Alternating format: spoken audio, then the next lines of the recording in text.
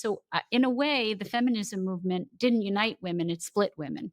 In many ways, the second wave of feminism, women were historically, for millennium, the caretakers of a community, the community leaders. They would check on the elderly, they would feed the poor, they would take care of the children, right? So, what happened is that we took them out of their caretaking roles, and it was like taking a keystone species out of the environment. Much of the environment degraded and shriveled up. That's why we're seeing 50%. That's why we're seeing, in my opinion, that's why we're seeing such a rise in mental illness. Women aren't going to check on their neighbors anymore. They're not feeding the poor at their local church. They're really preoccupied with making money and materialism and the GDP and a world in which they are no longer caretakers. How much of this has to do with feminism and how much of this has to do with technology? For all the credit that we like to take for ourselves and pretend as though it's some enlightenment that just came out of thin air that caused human beings to finally decide that women needed to be liberated from the homes and be able to enter into the workplace and positions of power. The fact is that none of this would have happened without technology, whether it's plumbing, birth control, advances in transportation, communication, and all the other indirect bits and pieces that have all culminated into the efficient and effective technological world that we find ourselves in. I don't think feminism even exists without the advancements in these technologies. So then the question becomes, the loss of these caretaker roles, are they a consequence of feminism per se? Is that where the buck stops? Or does it actually stop at what is deeper to that, which is technology? For those of you who know something about electrical terminology, or even the flow of water is probably a more relatable way to describe this, I think there is such a fitting parallel here between that and the relationship between feminism and technology.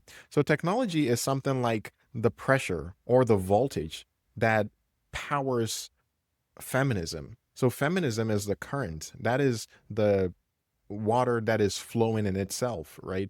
But there has to be some sort of a pressure. And that pressure is the technology that is propelling these new ideas of feminism that is manifesting itself in so many different parts of our lifestyle. Now, not everybody's meant to be a caretaker, but the point is, once we lose that linchpin, the society The degrades. ecosystem. It degrades. Is it our job to be down at the soup kitchen and checking on the elderly neighbour? Surely that's the community's job. We should raise our sons and daughters to do that. All children should be raised to check on. It's not women's job.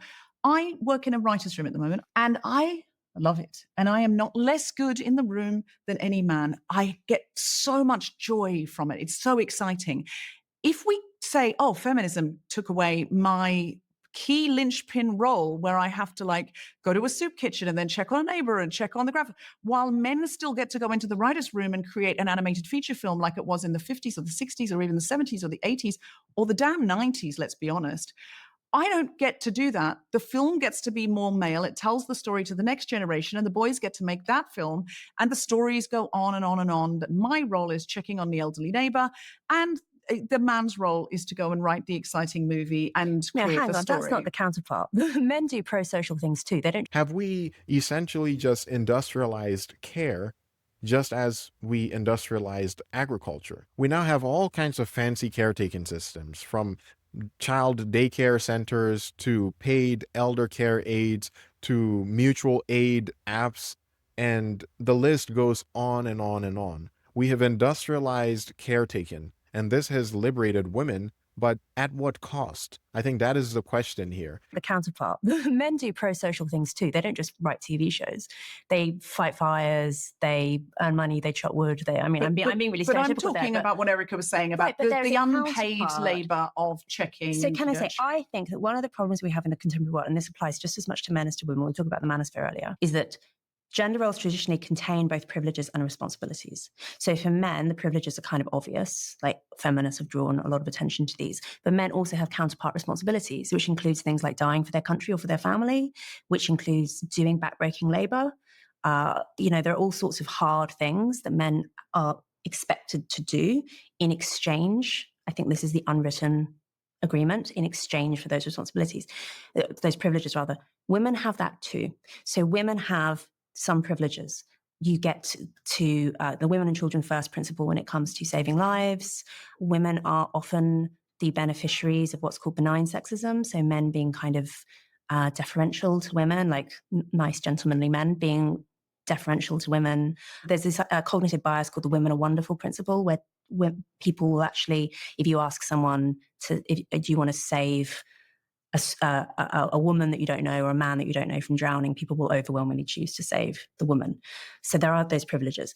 There are also responsibilities, and they include things like caring work, which is hard, and the danger and difficulty of childbearing, which is really hard. And I think that one of the problems, and maybe this is narcissistic, I don't know, this is a touchy word, but maybe this is narcissistic, is that both sexes want the privileges without the responsibilities. And you see that within the manosphere as well. That's what the manosphere want. They want all the privileges of masculinity without any of the responsibilities. They don't want to have to be the breadwinner for their families or to do difficult work or to risk their safety doing anything. And I'm afraid sometimes feminism is like this as well, that we expect women to be given, to be deferred to and to be prioritized. But we say, I don't have time to do all this stuff for other people. That's ridiculous. I should be like writing TV shows. I mean, that's not the counterpart, right? Like writing TV shows is great, but it's not like essential work to society. Whereas raising children and protecting your community really is. And we do need people to do that of both sexes. That is such a good point. That really gets to the heart of why there is so much tension between the sexes in society these days. It's like everybody wants to have their cake and eat it too. We all want to have the privileges without any of the responsibility. We all want to cherry pick the good and leave out the bad. And abdicate the traditional roles when it's convenient for us and go back to it when it's convenient for us. Problem is we can't put a price on it, and that's the problem, is that we can't put a price on how important it is to raise children. It's unpaid work.